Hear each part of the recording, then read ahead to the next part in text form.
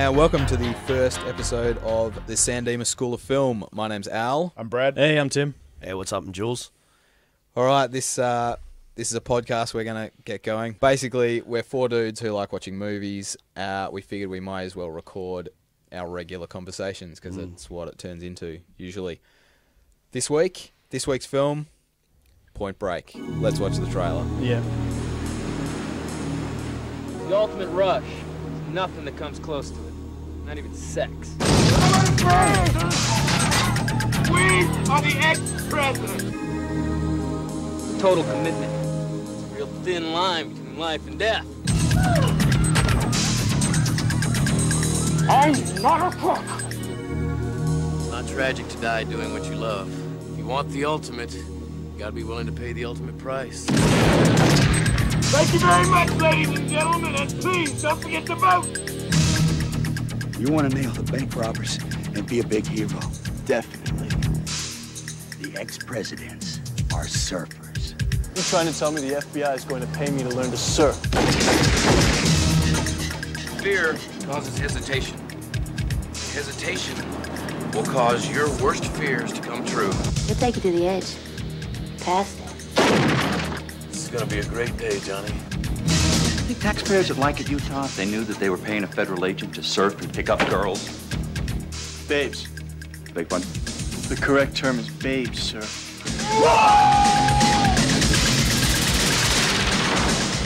Adios, amigos.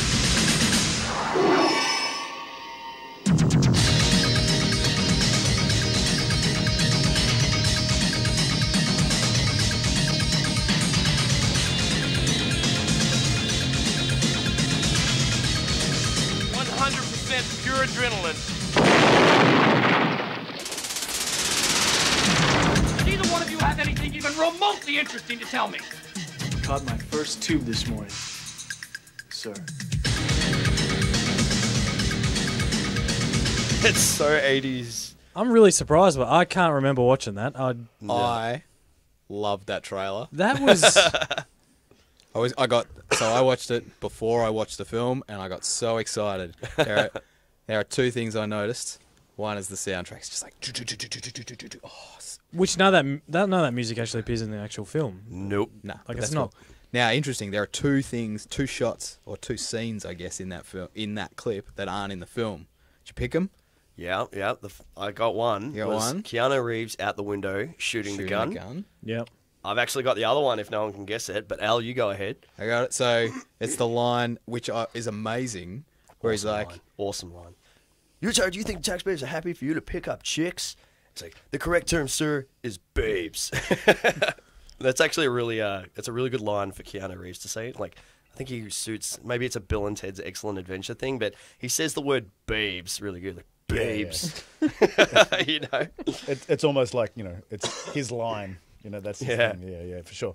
Watching that trailer, I would not have picked up that wasn't a line in that film. It's like, it was done so well and was almost so natural that I would have gone, yeah, that was in the film. Wouldn't have even noticed it. what I thought was interesting about it is it was very similar to the I caught my first tube today line, which is also in the trailer, which is interesting. And I feel like that's maybe why it was cut, because it was like, it does feel very him talking back to Harp. Yeah, look, if you had to pick two lines out of those two, you'd stick with the Still like tube. Yeah. You'd have to stick with that. That's a great line. Our first segment, we're going to play the trailer, and then Brad is going to tell us about the year. I like to call it History with Brad. Oh, History with Brad, all right. 1991, I was 14. I was in year 9. This was, I went and saw this film at the cinemas. So, for me, this was an M-rated film. I was underage, so to speak. So, Like grade 4. grade 4, all right. So I did not see this at the cinema. My first viewing of this film was in 1996. I was on a Scout jamboree in New Zealand, and for some reason it was playing somewhere where we were staying, and I came in halfway through. In fact, I think I came in right near the end when Bodhi is sitting in the back of the truck after the skydive, telling Utah about where Tyler is. Pretty late in the film. That is pretty absolutely. late. I'm That's saying last third easily. Yeah, but I also remember it being like similar, like, ooh, I'm a little bit young for this. I don't think I should be watching this, but you know, I'm in another country, and interestingly, this film changed for me because Timmy and I had it on VHS. We taped it off the telly. Yes. No, is old that school. Nice. Well, there, see, that puts us back into time as well. So, 91, that's what you did. Cassette tapes. This film changed for me completely between the formative years of watching it on VHS and actually purchasing it on DVD. I was going to bring this up because I've had the exact same. I would call it almost a disappointment because the VHS on TV clearly was edited for TV, and so when we went out and purchased it, I think it was actually a video CD we got in Hong Kong. Whoa, So it wasn't even a DVD, but You are correct. and then you watch it, and there was all this extra stuff in there that, Lots, but swearing, a lot all the more swearing. But it Didn't kind make of, it better? No, it didn't at all. It kind of ruined it a bit. Not even a naked chick in the shower? No, No, 'cause she was in there. it. She was She there. was in the TV cut. But there were some lines in there that just felt so horribly forced when I heard them for the first time, because it just felt like they'd been added in afterwards. Yeah, Like there's because it flowed for us. Yeah, there was this one bit, and obviously we don't need to tell people, but there's going to be spoilers all through this thing. But Yeah. the raid of the house with Warchild and all those kind of guys, and one of them gets shot. It might have been Bunker that gets shot, and he just goes "effing pigs," and it's clearly an overdub. Well, it's Anthony Kiedis, isn't it? No. Isn't he the one that gets- It's No, when, no. it's when one of he them shoot gets him? shot in the head, I think it is, and they swear as they get. They swear as they shot. fall down. Ah, yeah. But it was the most clear overdub. It's a quality piece of ADR, yeah. Correct, and it's just moments like that. And there's a few of them throughout the film that weren't obviously in the VHS kind of taped from the TV version. So it was a bit of a shock in that respect. But Getting back on track. Slaney, Okay. where were you? Apologies. 91. I would have been in grade 1, 91, grade 1. yeah, ditto. What I was doing, don't know. Grade 1 kind of things, but beyond that, Trying no not to idea. poo your pants, probably. Yeah, I think I'd outgrown that for a couple of years prior, Hey, but I'm 38. maybe. Still haven't outgrown that. Anyway, Timmy. Yep. Oh, ditto. Pretty much the same. Grade 1, Can't 7. remember that far. Can't remember when I first watched it. To be honest, it would have been at home after taping off the telly, I reckon. So. Cool. All right. Yeah. Well, look, I was thinking about this earlier today, and I thought, we'll see what actually was happening in 91. So my formative years were the 80s, and a hell of a lot of stuff happened in the 80s. And me looking back, I've actually thought the 90s were pretty boring. Bugger all happened in the 90s. Well, according to Wikipedia, a buttload of stuff happened in 1991. The Cold War finished. James The US decided to invade Iraq. Germany formally reunited as one country. Television-wise, Comedy Central launched. Something that probably involves all of us, probably a little bit closer to home. Super Nintendo here we go. was released in the US. Now you're talking. Here Yeah, we so go. getting the world has advanced quite a lot since then, but we're still there.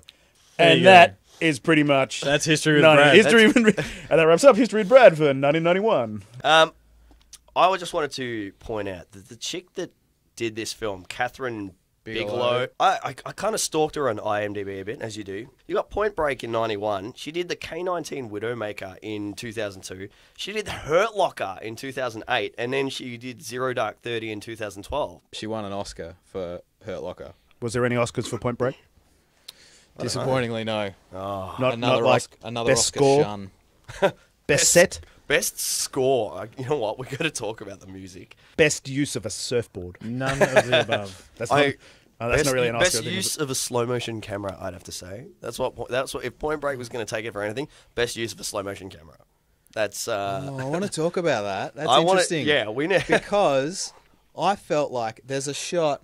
I'm going to skip right to the end. They've just jumped out of the plane. Johnny Utah's got the gun. He's like, pull the ripcord. No, you do it. We're going to splat. Blah, blah. I feel like when they land in slow motion, I feel like there's very little slow-mo throughout the rest of the film, and I was really like jarred by that. Really? Yeah, I was just like, oh, what's with the slow? Like, it seemed most of the film for me is really like that trailer. Like, it's really like high-paced, really sort of almost visceral. Like, it's really intense and really up close and like.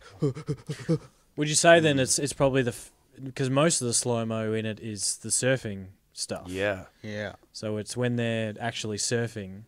there's probably not a whole lot of slow mo in the Outside of that, the action sequences. So it's probably the first major action thing you see in slow mo. Yeah, which is why it felt really like it pulled me out of it because it was like Maybe it was one of those things where they had to make it look better than they actually filmed it. How are we going to make this look like it actually happened? Well, if we do it in slow-mo, we can sort of make it, you know. Yeah, they probably jumped off a platform that was like Yeah. 5 feet high, and they watched it back, and they went, "That is the most ridiculous thing I've ever seen." It's one of those things. Most stuntmen are nuts, but Yeah, I don't think they're that nuts. Well, I think the trick they use there is that the vision is slow mo, but the audio isn't. Yeah, that's a good point. So when Utah he kind of does this big yell when he lands. I think he lands on his knee, but that's not a slow mo yell or anything. It's like it's real time, but the vision is in slow mo, which kind of adds to that. It's interesting. They actually do that because, like, the point that I've written down here is not that the surfing's in slow motion. It's that pretty much whenever they're in water, like throughout the entire film, like I'm saying that 99% of the film, when anyone is either sitting in water, surfing water, it's in slow motion. And there are a couple of scenes you'd probably have to watch back, but there are a couple of scenes where it's visibly slow motion, but they talk in real time. Like they've overdubbed real time vocal onto this slow motion footage, and it's like it trips me out every time I see it. Like there's a chick, the scene where the chick, when she's teaching Tyler is teaching Johnny Utah to surf, and she flexes her biceps and she says, "You are surfing right now." That is clearly filmed in slow motion, yet she says it like that. The way the audio is actually in real time. And I was kind of like, how about that? Like, if you watch the film back again, you can watch the whole film, and like 99% of the film, when anyone is in water or surfing or something like that, it's in slow motion.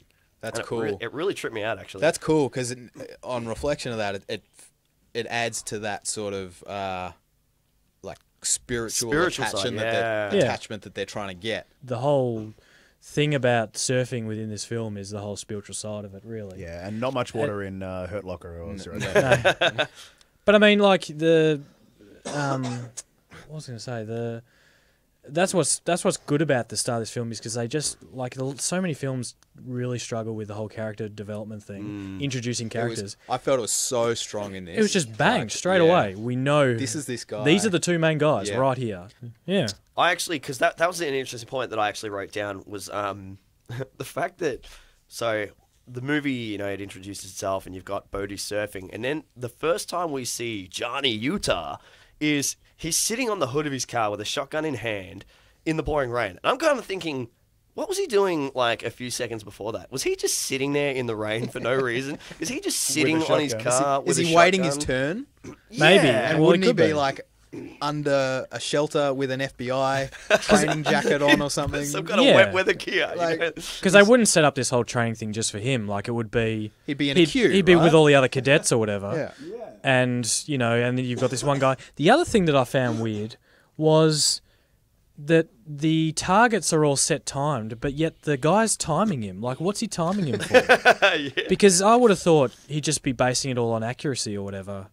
Because he does. He says, 100% Utah. But he stops a stopwatch. However, I was watching that closely. Not only did they use a few of the same shots twice, but he totally blasts away this very, very innocent-looking woman. No, she's not. I think when you look, she's holding someone.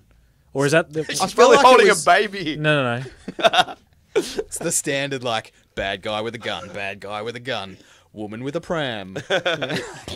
There is one of those things. They're holding a hostage. Yeah, and he blows away the guy's face. But does he hit the? No, he doesn't. Hostage? No. I feel like to say though that sort of doesn't really make any sense because if you ever fired a shotgun, let's just say they're not designed to be pinpoint accurate. This is when he switched to the handgun because he starts out. I was paying very close attention. I'm like, I wonder if he's got 90 shells in that shotgun. But I was like, no, he switches to the handgun. So I also noticed during those credits, James Cameron, executive producer. You clearly didn't know who Catherine Bigelow was, but they were married for a short period. And apparently, James Cameron was going to direct this film and pulled out at some point and swatched over. Would you say that there's a lot of James Cameron cues in this film, though? A lot of influence? No, I don't think so. There's not a lot of it's not in 3D for a start. Was There's 3D also- even invented in 91? There's also I think it not was a lot Jaws of 3D. Yeah, there was. Yeah, cool. There's also not a lot of personally funded submersible devices. Well, I No blue actually people? heard word around the campfire is that Catherine Bigelow and James Cameron actually sat down and rewrote the final script that we know as the script today. But that is all hearsay, you know. Whether that's true or not, I don't know. We don't have any inside sources. No. Between the four of us, we don't know anyone. We have no sources, let alone inside sources. Yeah. We need some expert listeners to tell us whether that one's true.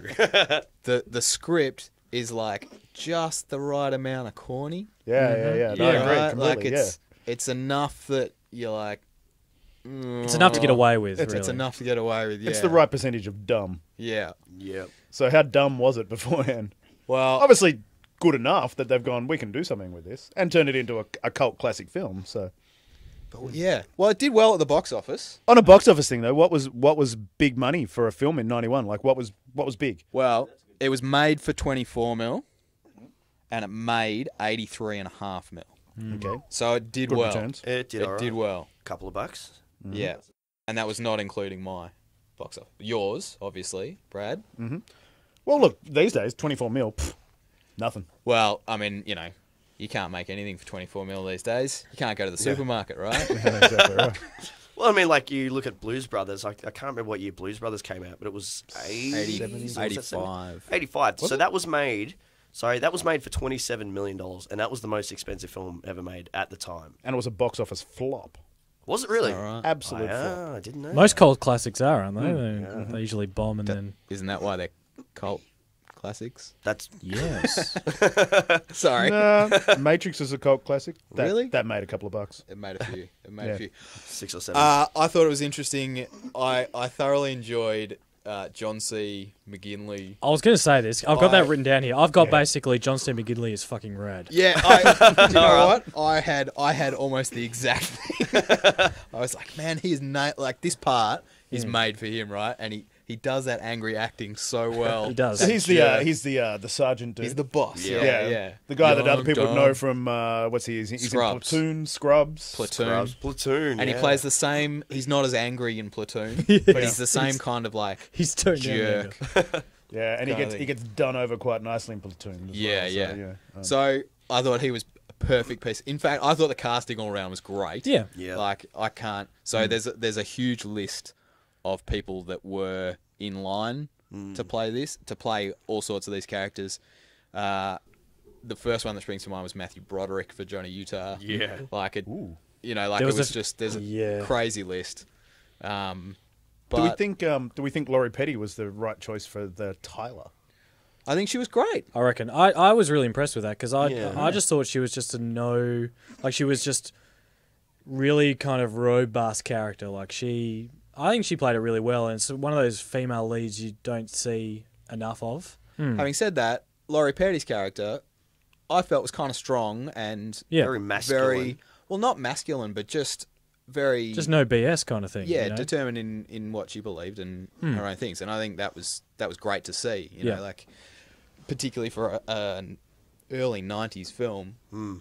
I didn't think, get that a lot. They were more like the researcher at the FBI or the chick answering the door in her jocks or Yeah. know, I think like- also that maybe that was a point, but she was probably what a lot of female surfers actually were at the time. Like, you know, it was still probably at that point where there was really bugger all female surfers.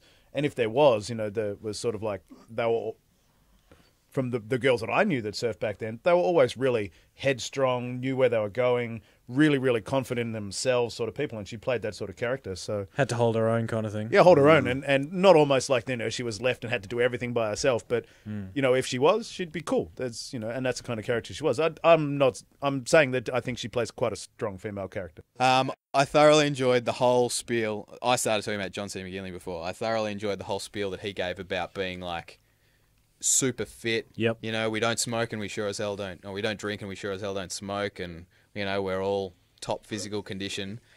But then we get to Pappas, who's like He's just- chomping on cigars. And is Meatball a massive subs. dude. Yeah. He's, you know, he's like, ugh. There is actually another Yeah, but scene, I though. think there's sorry to interrupt. But Okay. I think maybe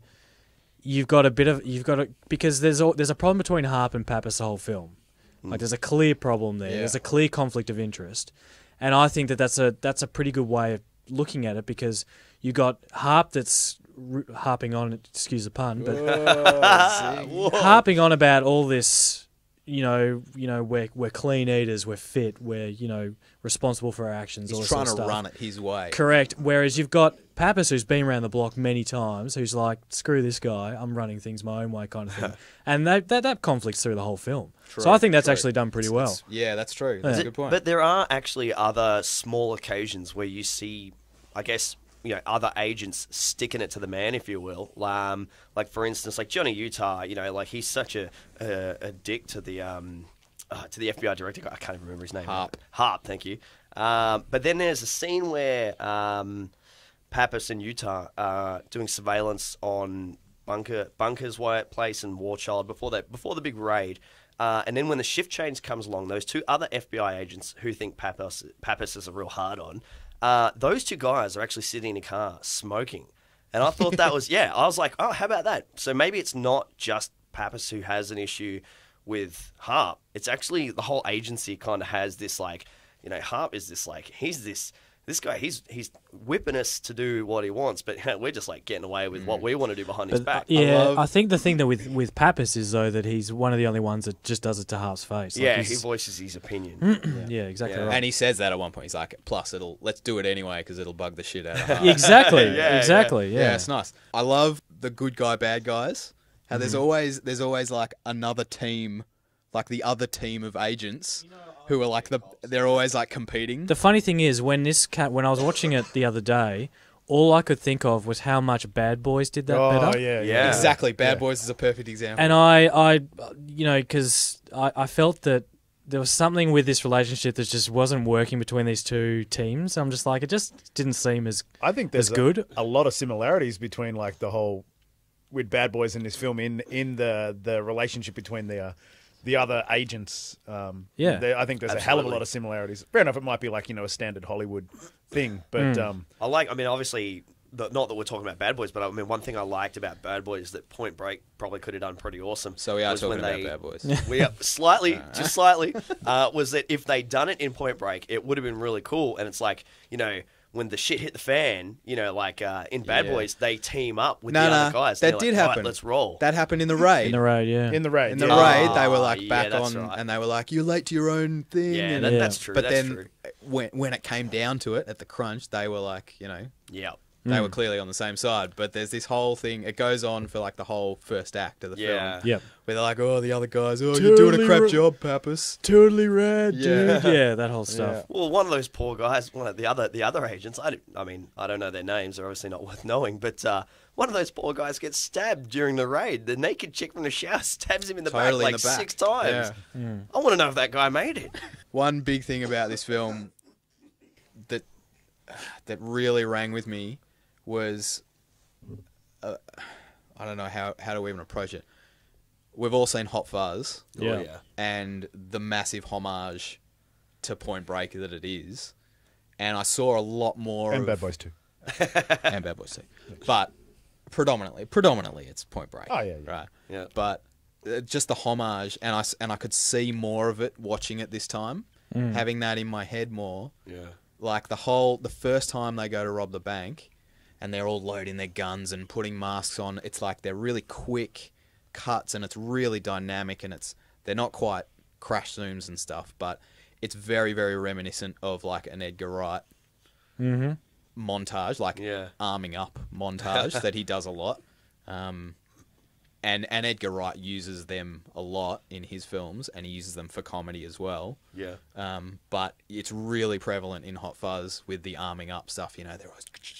Well, because they actually talk about the movie, like they sit and watch. Well, Point exactly, Break but in you can Hot Fuzz, see. really. But watching Point Break this time, I could really see some things that were specifically drawn into Hot Fuzz and how they chose to portray it, and I really enjoyed that. I enjoyed watching like the serious version of the montage, the arming up montage. That's a really good point, actually. It's like Although I was slightly bothered by the mooning the security camera because it's clearly a handheld camera. Yeah, up very close. Like 3 feet away from that ass, Yeah. where a security camera would not have been standing. Yeah, and even if that was a security camera picked it up, like we're talking 1991 here, and it's just like, let's face it, it's a security camera. Like I think they put out a resolution of like 12 by 6. You know, like it's like security cameras aren't that good now. yeah, you ain't picking up shit with And that. there's security camera, like- there's no like what is it, NCIS of enhance. oh, Enhance. zoom and enhance. Enhance.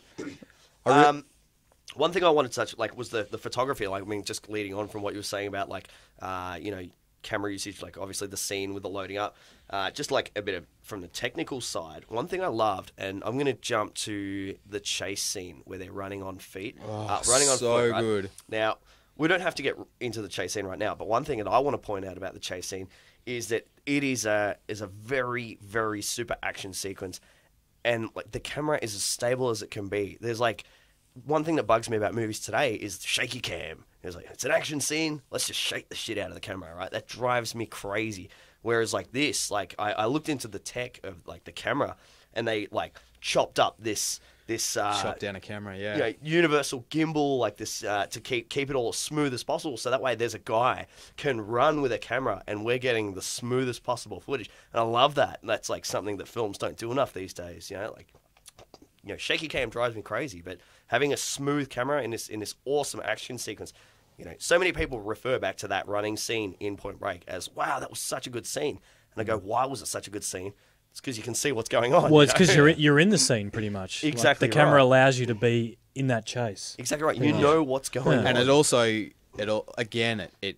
so intense, and it's so like in the moment. You feel like you're there in that chase. Yeah, absolutely. So it was a stripped down handheld 35. Yeah. And it weighed like 18 pounds, whatever that is in normal weight. I think that's about 9 kilos. I'm probably wrong. I think it's under a bit it's over half. Or yeah, something, it's about 7 or 8, I think, because it's about 2.2 pounds a kilo, isn't it? Something like that. Yeah. So. I mean, that's pretty heavy to be carrying. That's pretty heavy. And to be running around. Yeah. It had a gyro stabilizer borrowed from a Steadicam as Yeah. well. So that's how they got that. You could actually see. Oh, that's right. And it had this wire loop. So normally with the 35 mils, you've got to stare through the viewfinder, right? Which was just, you can tell from the footage that it's just kind of impossible at the speed they're moving. Mm-hmm. So they got a coat hanger, right, and stuck it like up above the top, so that he could frame the shot roughly from this coat hanger. That's awesome. Like I love that. Fantastic. Like. Fair enough. Yeah, that like makes sense. that, Yeah, old school tech. Oh, the yeah. only problem I have with the foot chase, and I'm pretty sure you guys might agree, particularly you, Brad. I know you're an animal lover. Yep. The kicking of the dog. The throwing of the dog. Yeah, fair call. And then he boots it. Like, just totally unnecessary. Well, But if someone had thrown a dog at you, what do you do? owning 2 dogs and a cat, if someone broke into our house, dogs, useless. I would definitely throw my cat at someone. If they were coming at me with a knife, I would throw my cat. Because seriously, he would tear their face off. Yeah, but I'm not saying would you throw the dog. I'm saying if someone threw a dog at you, what would you do with it? Would you kick it? Oh, no, I wouldn't. I'd try and catch it and then... Would you drop punt it from the 50? No, definitely. No, I don't believe in kicking animals. But from a defense point of view, I think throwing an animal at someone, especially in a heated moment, like, he was really trying to get away from someone. And look, having a dog thrown at you is, you throw any object. I like the way you're trying to justify it, well, even though you're completely against it's it. all Well, if someone was going to throw a dog, that's a good, I disagree. right. I think the throwing of the dog is like the worst thing. You could throw a brick. You could throw some children's toys. But was there any bricks, any children's toys there at the time? It's a garden. I'm sure there's plenty around, right? But he does run through the he stepped in the kiddie pool. yeah, there's plenty of things to grab. I agree. How do you get throwing onto the dog? Throwing the dog is definitely an option. But it also makes feel- for but he's for a people. bad guy. Yeah, he's the bad guy, Yeah. exactly. So he picks up the dogs and throws it, and you go, oh, he's a really bad The guy. problem I have is kills Johnny people. Utah, the good guy, Kicking the dog. Yeah. No, I'm not cool with that. Yeah. Maybe, okay, let's look at it, because I love to put logic to this stuff. Why did he kick the dog? Maybe Johnny Utah knew that if he just threw the dog aside and continued running, the dog would chase him. So he had to establish his authority by kicking the dog, proving to the dog that he's the alpha male. Let's put this into more perspective. Because I remember the dog throwing scene, but I can't remember what type of dog was it. So I'm guessing he didn't pick up a Great Dane or a Rottweiler and throw it. Like, No, it's a pretty- I think it's a Staffy. It's a Yeah, pretty it looks like- decent it looks like sized a Staffy, yeah. Like it's not a mini Oh, no, one. the Staffy will be fine then. Yeah. Oh, the Staffy would chase after The him Staffy- to lick his face off. Yeah, pretty much. Yeah, The Staffy was already growling before he was thrown, though. So why wasn't the Staffy attacking? He didn't have time. Johnny Utah kicked him too quickly. No, before he was thrown. Like, surely if Johnny Utah should just come out and seen the dog attacking him as he was about to get thrown. I mean, you know what, Sorry, boys? the We are scene's all missing. coming back to me now. Yeah, cool. yeah. I get We that. are missing a very interesting point, though, that because Patrick Swayze or like Bodhi Satvar, he throws the dog, and it turns out to be quite an effective weapon. Like Johnny Utah is messed up after he's got cuts all over his face, like he's all true. torn up. It turned out to be a really good plan, but I'm like, if it instead of spending that 6 hours picking up the dog and training it not to attack him, but to attack Johnny Utah instead, perhaps in that time, instead of doing all that, he could have just run away and actually, made good with his escape, which ultimately he does do, but we don't find that out till later, Like, was from a defensive point of view, is throwing a dog at someone a good idea?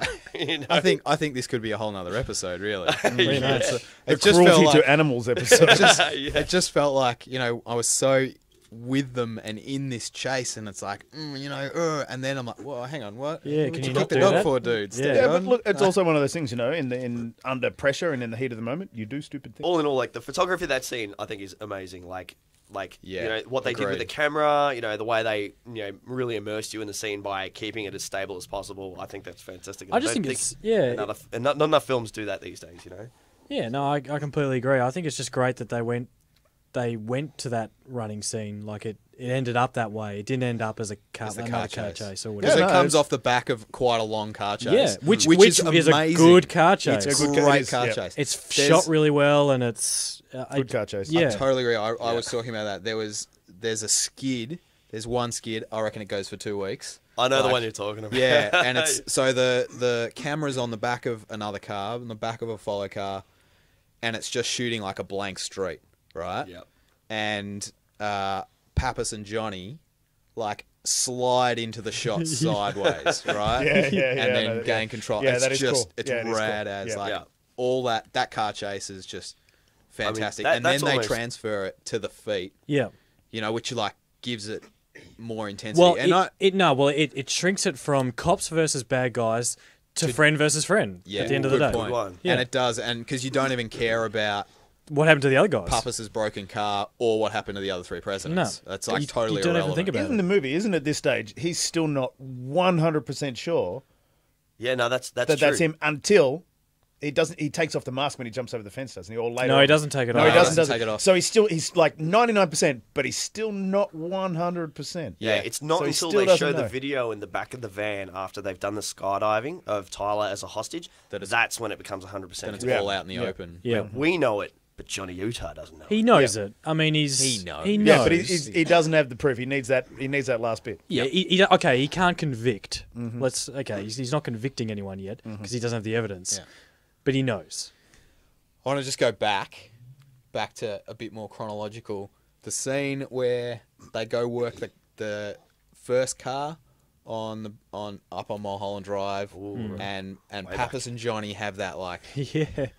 that tell no stories, and they get they have this out at each other, and again like The Lion versus the Cub, yeah. yeah, it's the character development Yeah. of everyone across the film. I think is fantastic. Like from the first moment you see Bodhi, he's a dude. Like he's this, he's like a really nice guy and someone you'd want to hang out with like straight away. See, that's what I was going to get to. How many films was Patrick Swayze in where he was that slightly older dude that takes the young guy under his wing and shows him the way? Like, how many films has he done that? All of them? Yeah, yeah. Well, Except Donnie Darko. maybe Yes, Ghost. Ghost And was Ghost. yeah. Yeah. But yeah, like so But it's the same character. It's like all the time. It's very, I could, yeah. yeah. But like Outsiders, until everything, until that moment, until that argument that they have, Pappas and Utah are still against each other. Like, they have that introduction in the pool where Pappas is like, "Oh, I've been saddled with this young douchebag," and And the big pony into the pool. yeah. And all through that bank robbery, he's like, settle down, man. You know, you're too keen, and they have it out there with the car, and then from then on, they're working together. It's like it's a really nice loggerhead that they hit at, and move on from there. I think because it's a moment where Pappas is like, dude, you're the new kid on the block. Stop with this. You know, I've been around the traps a while, and he's like, yeah, you've been around the traps a while, but you know, you're just comfortable with not getting anywhere. And he accepts it. He's like, look, you've been around. You must have some ideas. Yeah, what are they? Like, he's like, forget about it. It's like, well, why are we forgetting about it? You know, this is, you want to solve this. So I think, it's a really good moment where not only is Utah kind of forced to, like, he's having to grow up basically as all this is happening, but Pappas is having to kind of come back and realize that, okay, maybe he is in a rut and he hasn't been getting anywhere for that reason.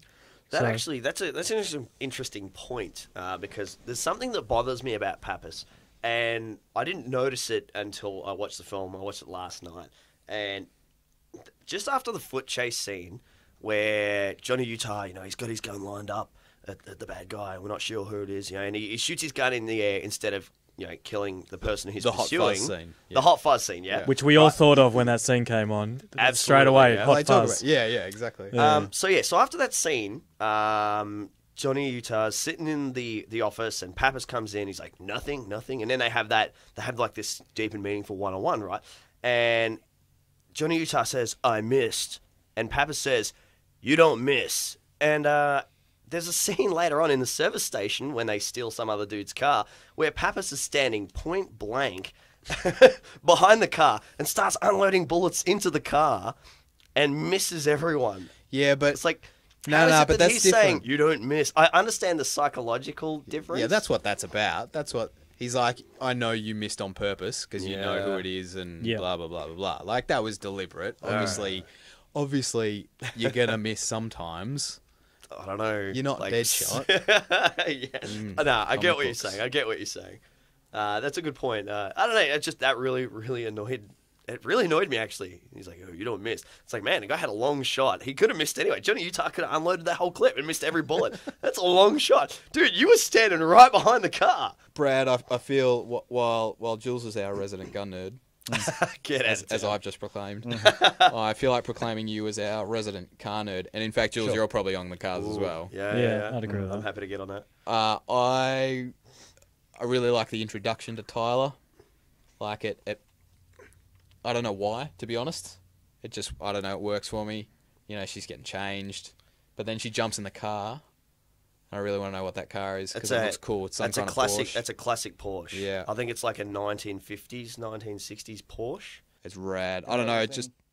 Hey, you don't know because you didn't see it in a year. No, I'm just thinking. It's a really old Porsche. And the funny thing is, I watched that and I haven't looked into it, but I'm pretty sure those cars are actually worth a bit. Like, maybe not so much in America.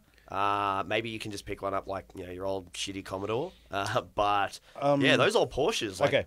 But it's still a Porsche. It is. Yeah, it's a very old. You know what? If Porsche. it's like if it's an early Porsche, so it's like a 356. Then it's probably the same Porsche that they used in like a heap of films.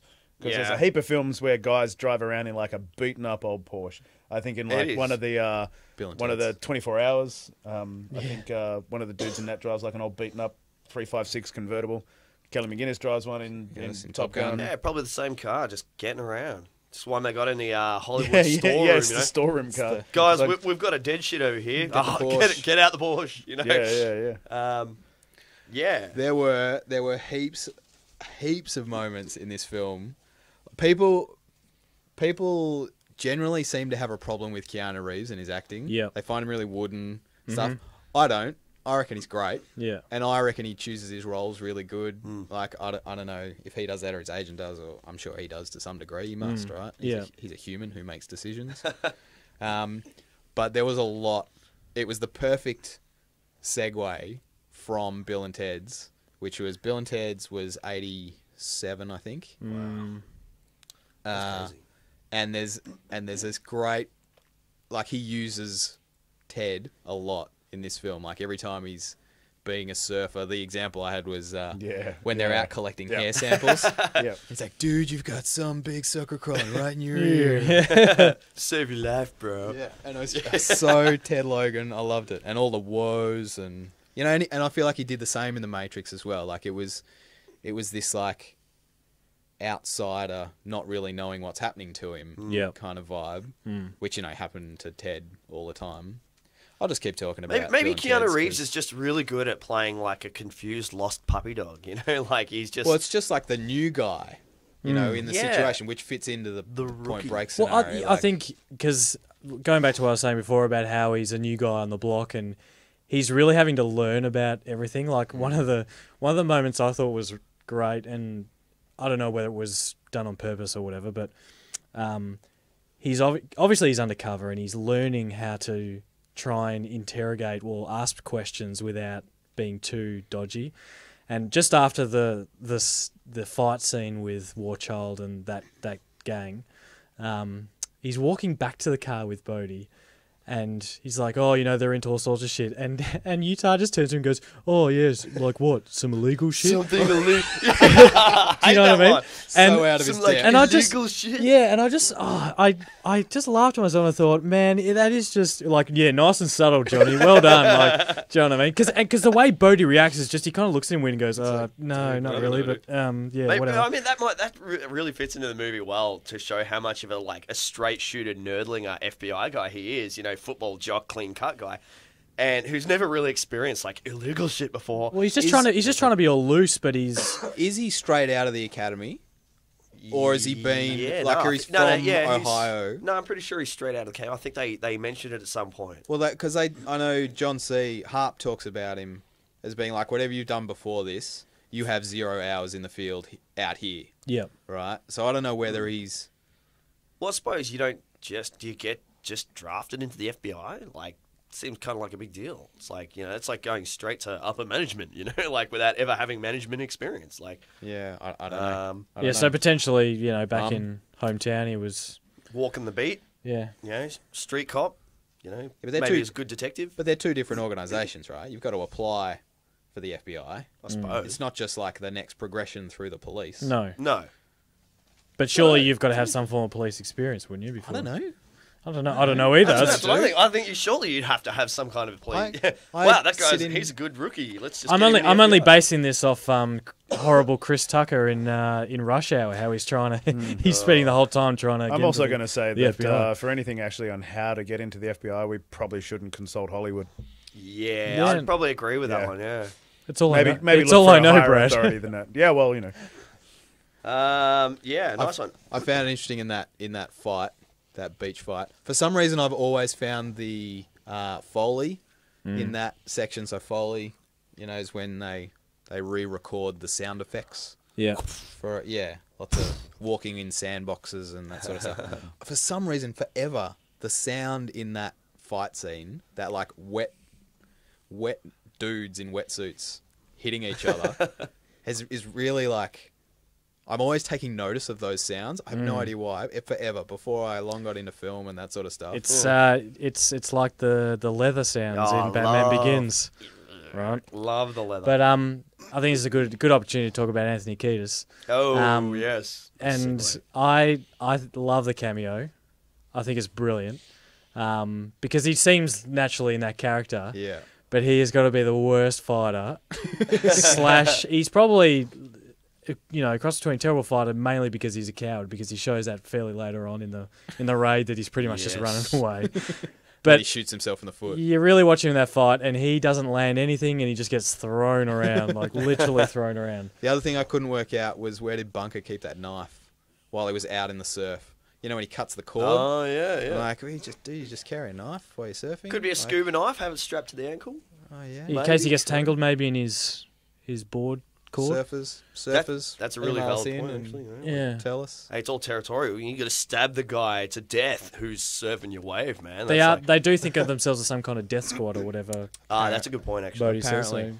so- So, Now, is that actually in that scene? Is that all of the Chili Peppers, or is it just Anthony? No, Just it's just Anthony Kiedis. Kiedis. Yeah. Because a lot of people go, "Oh no, that's all the Chili Peppers, man." It's like, really? I don't no. think so. No. it's not even close.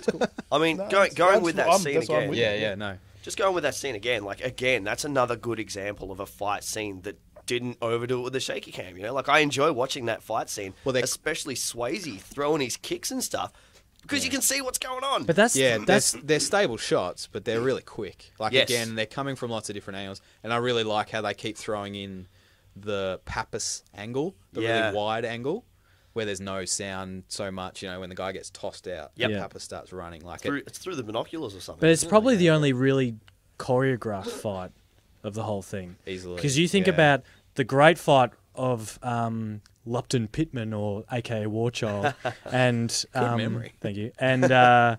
And Utah on the lawn with the mower. That's just a struggle. Like, it's barely a fight. It's a brilliant struggle. And then you've got the Bodie versus Utah fight later on, which again, you know, a few punches are thrown, but it's again more of a kind of throwing around, struggling. It's actually the only. But that one, there was it was like probably the only proper fight of the film, but it was still it wasn't too overboard though. I mean, that's the good thing about it. Like, it was still semi believable, I guess. I mean, I cringe a bit with these kind of fighting scenes because it never goes that cleanly, really. When you think about it. But especially with dudes with long hair like that, there's a bit more hair pulling. Is that with all your experience in fighting? Timmy, here we go. We got our resident. I'll be the gun expert. He can be the resident fighting. But it's expert. just with all your MMA experience. It's just going out on the town and punching dudes, right, Timmy? Getting my ass kicked. Just picking fights and getting my ass kicked. So, one thing I wanted to talk about, if we actually sit down and you watch almost everything that comes out of Bodie's mouth is poetic. Like, it's almost like it's a specific line. Because the guy's fucking crazy. But it's just like it's obviously it's a script, but it feels way more scripted than other people's lines. You know, he's got like, it's not tragic to die doing what you love, and looks like today you're not going to get your man, and all this sort of stuff. Yeah, like it's full of these, like... Is that maybe they're just trying to... Because obviously everyone else is a bit... You know, like, I think Bodie's crew are just like the most cliche surfy dudes ever, especially when they're telling the big wave surf. So he's like, balls, and you're like, cliche surfy, whereas he's... Maybe they're trying to represent him as a character who's so focused and so strong-minded and all that. He always really says what he's intending to say with authority. I don't know. I had when I watched it recently, I had a real problem with Bodie the whole time. He's annoying. Oh, no, not just that he's annoying, but I think his craziness is really obvious, and for starters, you look at the crew he's hanging out with, and it's all just kind of follow the leader type thing, really. Yeah, well, he's totally the alpha male. He's the alpha male. Yeah. He's the smartest one there, and he's got all these sayings and phrases and stuff. Is he like almost like a cult leader? Yeah. I mean, what about? I think he is. He's probably a sociopath. You know, he manipulates people but in order to get what he wants. He chooses people with low intelligence to manipulate. But you look at his relationship with Tyler, and it is mental because he has such he's really possessive of her, and it's really obvious. Like, for instance, when we first meet him, he's coming out of the surf and he's sneaking up behind her, and he knows Johnny's there and he doesn't know who Johnny is, and he trips her up and kisses her, and she just kind of pulls away, and he's like, oh, you know, what are you doing, you're replacing me, and all that sort of stuff. Yeah, like all this little subtle stuff. I think the cult leader thing I think is a good thing because like he's obviously, you know, the character he's playing is ultra manipulative, super intelligent, super talented. So manipulative, it's crazy. Super talented as though. I think a lot of, you know, these famous cult leaders in history are, you know, they haven't got to where they are without being super intelligent and in somewhat super talented in something, you know. And his thing is, you know, he's an excellent surfer or an excellent daredevil and really good at manipulating stupid people. Interesting fact: Patrick Swayze was an accomplished skydiver. Yes. In real life? And did actual Patrick Swayze. Sorry. Actual Patrick Swayze, not pretend Patrick Swayze. He was in some of those scenes though, wasn't he? He shot all that last dive was all him.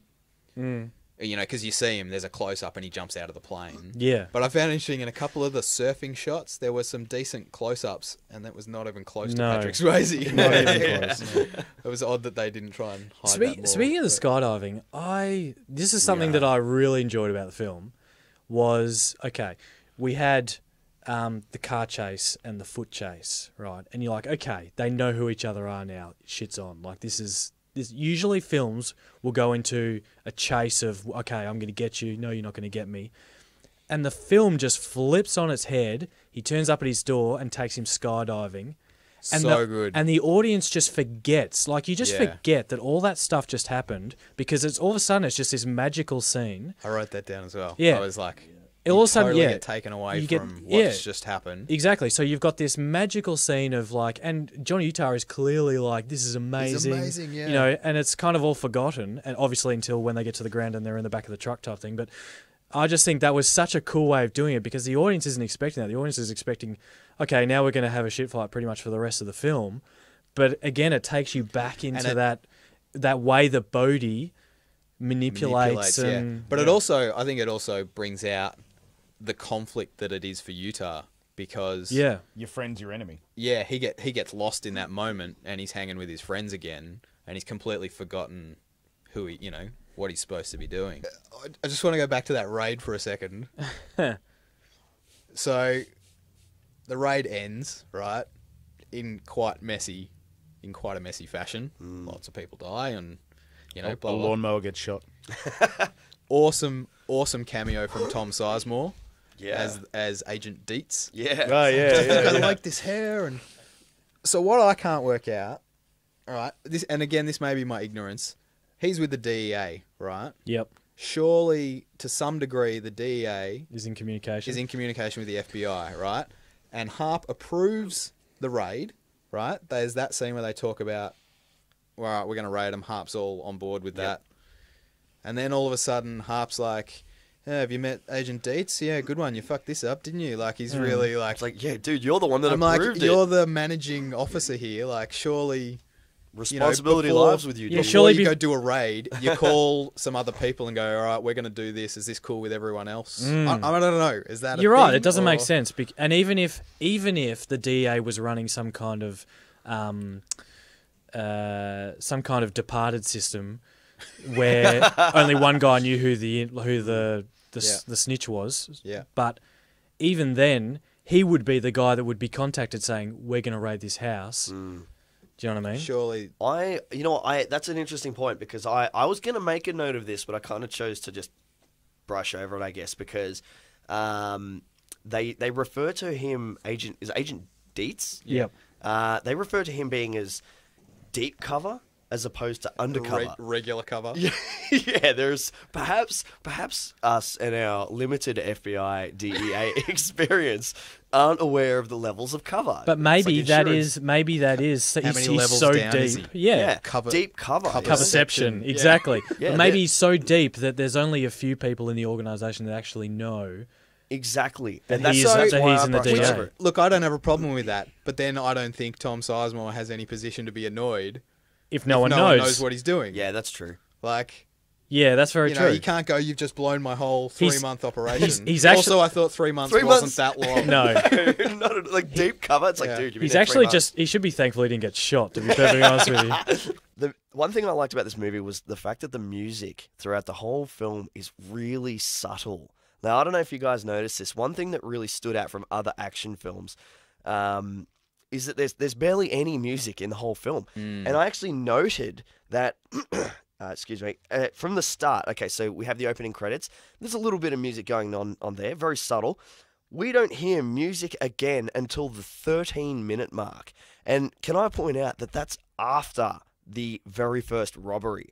The very first robbery takes place and there is no music over it. And I'm like, man, a movie's got to be doing a pretty good job if it can go 13 minutes without playing any other music. With a big scene, with a big action style scene. in Yeah. it. Yeah. And like the music that breaks that, I'm pretty sure from memory, the music that finally does play after the 13-minute mark is it's almost like a segue piece of music into the surf shop when Keanu Reeves buying his first surfboard, like the 57 Chev. It's kind of like a nothing scene, just like a transition. Exactly scene. right. Yeah. It's a bit of transitional music, and it doesn't mean anything. And you know what? It could have done fine without it. Yeah. And even then, like, there's barely any music for the whole film. And I think that's really cool that you can have this awesome action film with such a minimal amount of music, and yet it's still so effective. Like like I'm going to use the movie Speed, another Keanu Reeves movie here. The movie Speed, right? Have you ever heard the soundtrack to Speed, right? Pretty much through the whole film, it's like... I know where you're going. Dun, dun, dun, dun, dun, dun. It's like Katie, my girlfriend, and I sing. We sing like we sing words to that song. It's like, action is happening. It's like, it's so in your face. Whereas it's the complete opposite with Point Break. Well, you think you think back to that chase scene on foot. The music in that is just simply just kind of like a digga digga digga digga digga Yeah, digga it's digga. like That's pretty much like it. a background bass and snare kind of thing. Yeah, like it's that's pretty awesome. much it, and that's all it needs. When they take Johnny into the bank robbery, the first thing I noticed was that Bodhi is wearing the same suit still. That's all burnt and charred from the chase scene, and it's all like ripped up and torn. I just spotted that. And I'm like, well done. That's cool. That's a didn't- nice little That bit is of, very cool. of continuity going on there. That was really cool. We obviously need to have a discussion about the clear implications of Johnny Utah being in that bank robbery, and how there is no way, without whatever story that he comes up with, that he won't do any time for Going to that. prison, yeah. Because I mean, Harp says it straight away. He says you're an accessory to murder because Yeah. he is. He's there. He's holding a gun. Yeah. And I can't not think I about don't that understand scene. how he doesn't go to jail for that. Exactly. Or Pappas for Hollywood. getting him out of there. I know, but it's Yeah. Don't ruin it, bro. It would put a really, big dent in the story. Imagine it just ends there with Johnny going and getting booked. yeah. That's it. There was that Bodhi thing gets on away. that- Tyler gets killed. That thing on Facebook that I tagged you in the other day where I said really bizarre end to a movie, and it's like the guy pulls the gun out of his sleeve and shoots the guy, and It's the guy like a whole- explodes, and then it comes up, this man went to jail for a life sentence at the end of it. It's like, oh, that's a bit... that's- I suppose he would have. Yeah. Okay. Just Fair enough. rocket launched this dude. Hello, reality. Yeah. But, in an action film, it's like, there's a lot of, No I don't know. Sometimes reality just doesn't fit. There's no But that's a consequences. big thing. Yeah. That is such a big thing. I completely agree. Like he's got no disguise. And He's if you clearly if you even jump right to the end where he throws away his badge, like that wipes his hands clean of anything. He's like, nah, I'm out now. Like it's just that's it. One thing I wanted to say just quickly was when Pappas knocks Harp out, he hits his head really, really hard on that floor. Like, it looks like he's unconscious before he hits the ground from the punch. Yeah. But he hits his head really, really fucking hard. That's like a marble floor too. Yeah, like yeah. That's damage. Oh, man. So, you've seen Fast and the Furious, Jules. Unfortunately, I have. So I'm sure, I don't know, Timmy and I know about this, and I'm sure hundreds of thousands of other people have picked it up. But they're the same film, right? Fast and the Furious and Point Break are the same film. Yeah, that's Right? You replace surfboards with cars. Surfboards with cars. Well, I mean the whole bank robbery thing. I mean you can kind of, but that they. So you've got undercover cop infiltrates people who are really good at a sport, right? Mm-hmm. To find some criminals. There's a raid on another gang who they think it is, right? In Fast and Furious, they raid like the Asian bikie gang or whatever. That's right. Yeah, Johnny Tran. Tran. Johnny Yeah, Tran. yeah, Yeah, the dudes in the Hondas. Yeah. yeah. And then turns out he's now best friends. Oh, he falls in love with the girl, Yep. right? With the ex-girlfriend of the main guy. No. Well, they made it the sister. Oh, that was and- the sister. yeah. True. Close Yeah. enough. Anyway, the only girl. In some families, that's the same thing. Okay, so Email. falls in love with a girl. Falls in love with a girl. Yeah. Isn't it Right. Rodriguez? Is she in it? Rodriguez. That's the one. Her. That's her. Yeah. And then it's the And then turns out it's his best friend, yeah.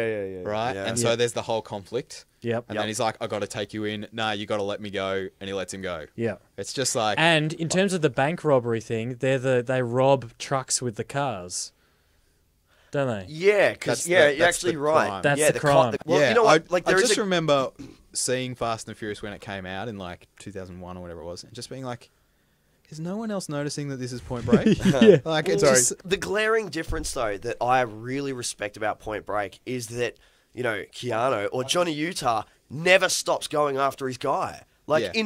in Fast and the Furious, he's like, oh, well, I'll give him my car and I'm a changed man now. Now I'm a bad guy. Whatever. Johnny Utah, he's like, no way, man. I'm an FBI guy. I'm going to take you down. And he Yeah. takes him down and then he quits. Like once he's got his man, you know, like he doesn't stop being the good guy, Johnny Utah. He doesn't Yeah. become the bad guy. Which is why the whole bank robbery scene is really grey. Because It's like, bizarre. Yeah. But it really what would doesn't you fit do in. in I that don't. situation, though? What would you do? Like you're in love with the girl who's a hostage. You know, there are no But phones you're right. and blah blah blah. What can you do?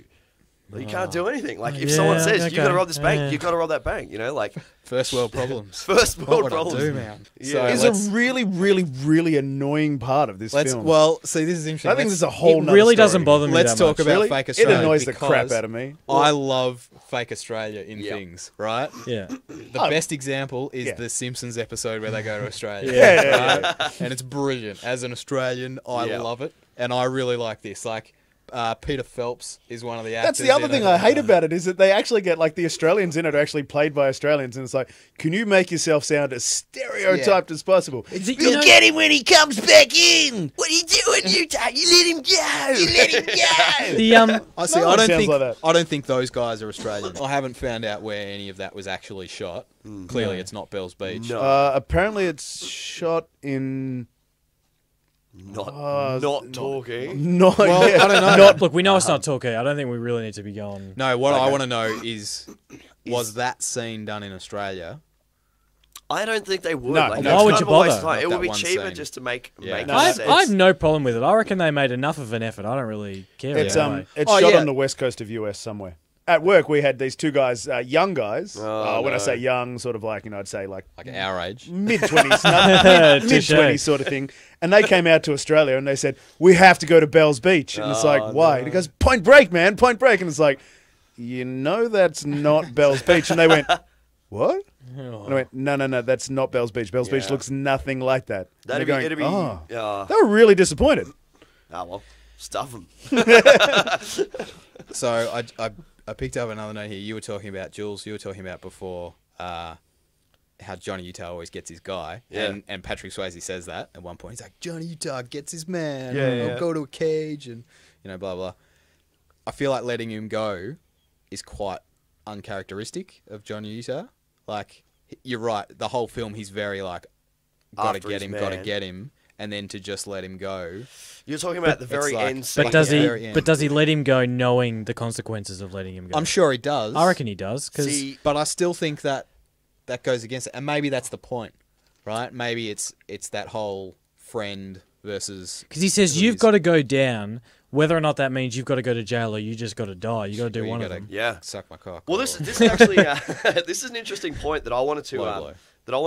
look up is Bodhi's death, right? And I'm like, I mean this from like because there's a couple of different ways you can look at it.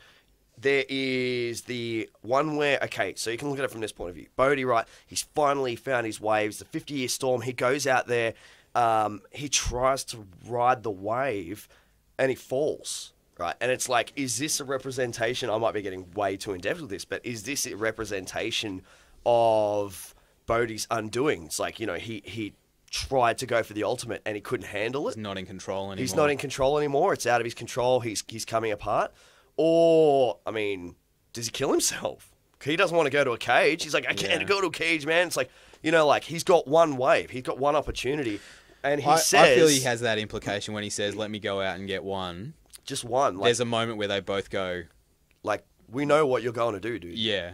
Like, but he's heat, so he's willing. So I would say to me, like, he knows that he's not going to be able to ride the wave to face for his Yeah, crimes. I don't know. Maybe he's just like, well, I'll let him just end it like that. Like after all this, I'll Well, let him look, I just think end that's kind of like obvious that he wasn't coming back Yeah. because it He's was not coming literally back. death on a stick out there. Yeah. 'Cause- Thing is, like, this is something that Bodhi knew all along. Like back at that party, he was like, he knew that 50-year storm was going to kill him The Yeah. on that cowabunga night from because down he under. said, because everyone was like, oh, don't be silly, and he's like, it's not tragic to die doing what you love. Oh. Like he, Foreshadowing. Oh. yeah, Another piece of Bodhi poetry, though. correct. Yeah. But at the same time, Poetry. though, it was clear that everyone's looking at him like, dude, don't be stupid.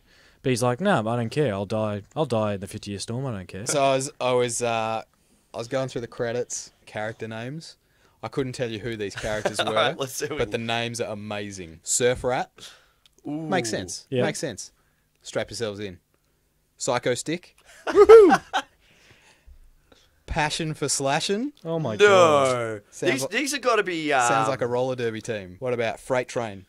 Holy Jesus. That was another one. And this one, Fiberglass. What a shame. Yes. So I think we should start wrapping this up, but this moves us to our rating system. For those listening at home, the San Dimas scale, because we are the San Dimas School of Film, we have our own scale. Makes sense.